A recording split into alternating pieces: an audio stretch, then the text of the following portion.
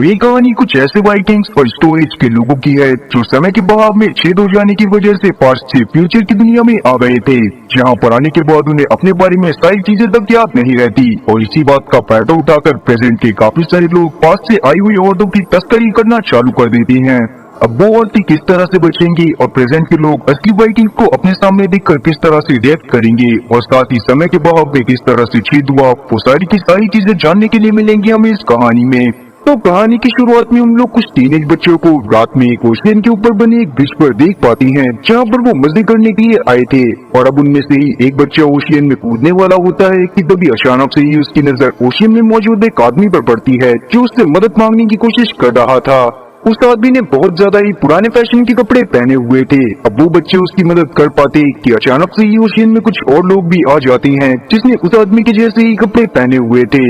अब उन लोगों को बाहर निकालने के बाद वो बच्चे तुरंत ही वहाँ पर पुलिस वालों को बुला लेते हैं। तब हम लोग अपनी कहानी के मेन लीड लार्स को देखते हैं जो असल में एक पुलिस वाला था और जब वो उन पानी से निकले हुए लोगों से बात करता है तो उसे उनकी भाषा समझ नहीं आती क्योंकि वो लोग पुराने समय में बोले जाने वाली स्कैवेंडियन भाषा बोल रहे थे। इसीलिए वहाँ पर एक ट्रांसलेटर को बुलाया जाता है जो उन लोगों से बात करके बताता है कि वो लोग ऑल द पैक कम्युनिटी के मेंबर्स हैं। जो बात जानने के बाद सभी लोग काफी ज्यादा शॉक थे क्योंकि ये कम्युनिटी बहुत पहले ही विलुप्त हो चुकी थी।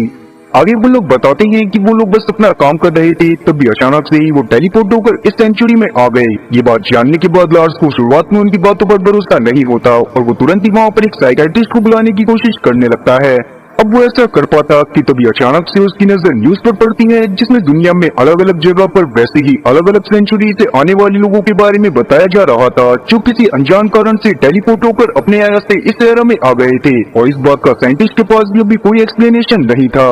और ये सब देखने के बाद लार्स का दिमाग एकदम चकरा जाता है।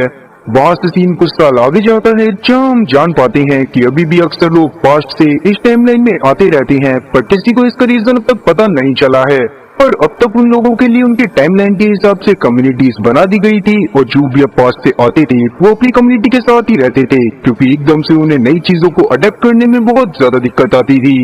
अब वहाँ से सीन लार्स पर आता है जिसका डिवोर्स हो चुका था और उसकी बीवी ने पास्ट से ही एक आदमी से शादी कर ली थी। साथ ही लार्स की वाइफ के पास उनकी बेटी इंग्रिड की कस्टडी भी थी, इसीलिए लार्स बहुत ज्यादा अकेला हो गया था। लार्स अपना दिमाग शांत रखने के लिए ड्रग का यूज करता था जिनको उन लोगों को शांत रखने के लिए दिया जाता था जो एकदम से पास्ट से इस टाइमलाइन में आ गए थे और इस समय पर चीजों को अचानक से अडेप्ट नहीं कर पा रहे थे। पर किसी को भी इस बारे में नहीं पता था क्योंकि वो चीजें नॉर्मल ह्यूमंस के लिए बैन थी और लार्स ने भी इस बारे में किसी को भी नहीं बता रखा था क्योंकि अगर वो किसी को बताता कि वो उस ड्रग का यूज करता है तो बात उसकी जॉब पर भी आ सकती थी।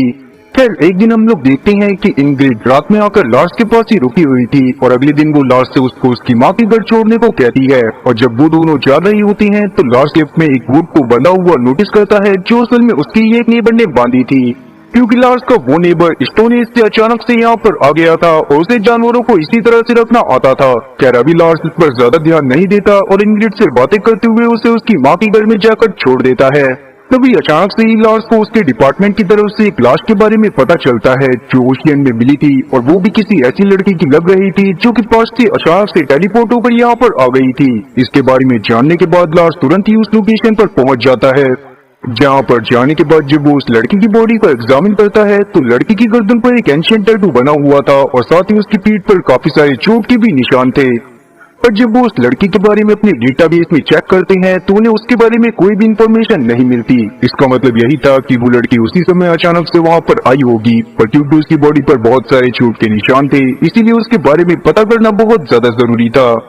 वहाँ से सीन एल्फिल्डर नाम की एक लड़की पर आता है जो असल में पास्ट के समय से आई थी पर उसने प्रेजेंट टाइमलाइन में पुलिस की ट्रेनिंग को कंप्लीट कर लिया था और वो पुलिस में भर्ती हो गई थी। आज उसकी ज्वाइनिंग का पहला दिन होता है और पहले ही दिन उसे बहुत ज्यादा शाबाशी मिलती है। साथ ही अब उसको पहले ही दिन लार्स का पार्टनर बना दिया जाता है ताकि वो दोनों मिलकर उस लड़की की केस को सॉल्व कर सके जिसकी बॉडी पास्ट से आई थी। लार्स को ये सब पसंद तो नहीं आता पर अपने सीनियर्स के ऑर्डर के आगे वो भी कुछ भी नहीं कर सकता था।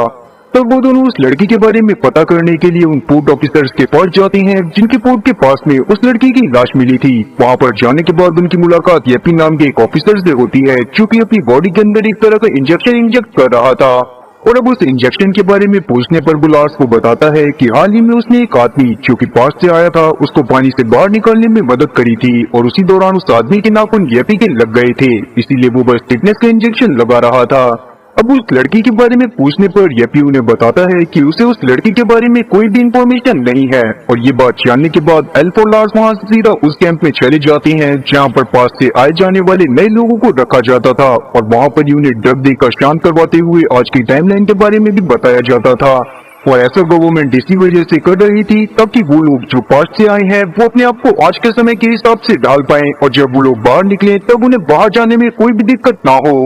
अब वहाँ पर मौजूद सभी लोगों को लार्स और एल्फ उस लड़की की फोटो दिखाते हैं जिसकी लाश मिली थी, पर वहाँ पर मौजूद कोई भी इंसान उस लड़की को नहीं पहचानता था। पर तभी अचानक से ही एल्फ और लार्स की मुलाकात एक लड़की से होती है जो उस लड़की को पहचान लेती है, लेकिन उस लड़की ने भी मरने वाली लड़की को सिर्फ एक बार देखा था और उस मरने वाली लड़की को उस समय पर एक अगुआ नाम का मॉन्स्टर निकल गया था। लार्स को अभी उस लड़की की बातों पर भरोसा नहीं होता और वो तुरंत ही वहाँ से निकलकर अपने घर में चला जाता है, जहाँ पर जाने के बाद वो तुरंत ही अपने स्टोन एज वाले पड़ोसी के पास पहुँच गया था। तब हम लोग भी उसके पड़ोसी को देख पाते हैं जो कि पूरा खून से सना हुआ था, क्योंकि अभी अभी उसने उस बूट की जान ली थी जिसको हमने सुबह लिफ्ट में बंधा हुआ देखा था। अभी के समय पर लास्ट उससे वही ड्रग लेता है जो कि गवर्नमेंट ने पास से आने वाले लोगों के लिए नेसेसरी करवाया हुआ था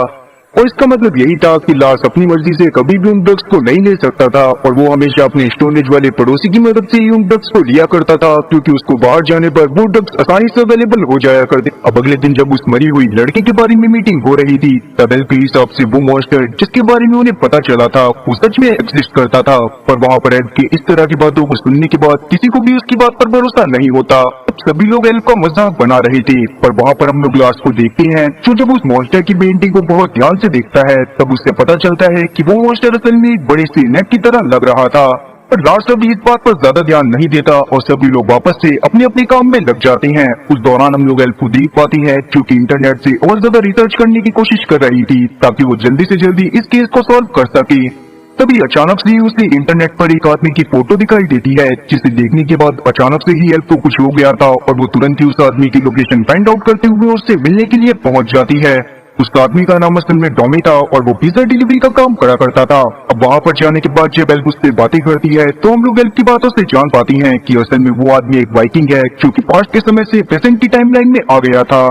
साथ ही आज से लगभग 1007 साल पहले एल्फ उस आदमी को बहुत अच्छे से जानती थी और अक्सर उससे मिला करती थी, पर टॉमी को उसके बारे में कुछ भी याद नहीं आता और वो तुरंत ही एल्फ को वहाँ से जाने के लिए बोल देता है। और ऐसा ज्यादातर लोगों के साथ हुआ करता था जो लोग पास्ट से प्रेजेंट की टाइमलाइन में आया करते थे। कभी कभार वो लोग अपने पास्ट के बारे में पूरी तरह से भूल जाते थे और उस याददाश्त को रिकवर करने में उन्हें काफी ज्यादा टाइम लग जाता था। मगर जब एल्फ को इस बारे में पता चलता है कि टॉमी को उसके बारे में कुछ भी याद नहीं है तो एल्फ गुस्से में उस आदमी को बचने की औलाद बोलती हुई उस पर टूट पड़ती है। पर उसी वक्त वहाँ पर लास्ट भी पहुंच जाता है जो एल्फ को रोक लेता है और उसको अपने साथ लेकर बाहर चला जाता है। अब बाहर जाने पर लार्स को एल्फ के ऊपर बहुत ज्यादा गुस्सा आ रहा था और वो एल्फ की इस हरकत के बारे में अपने सीनियर्स को बताने वाला था, पर एल्फ जिसको लार्स के ड्रग्स लेने के बारे में पता चल गया था वो लार्स को इसी बात से ब्लैकमेल करती हुई चुप करवा देती है। तब लार्स भी एकदम शांत हो जाता है और एल्फ को मॉन्स्टर जैसे फिशिंग नेट के बारे में बताता है। साथ ही उनकी छानबीन करने के दौरान उन्हें ये बात भी पता चलती है कि असल में उस रात कुछ लोग वैसा ही नेट लेकर पास्ट से आई हुई लड़कियों को समुद्र से निकालने की कोशिश कर रहे थे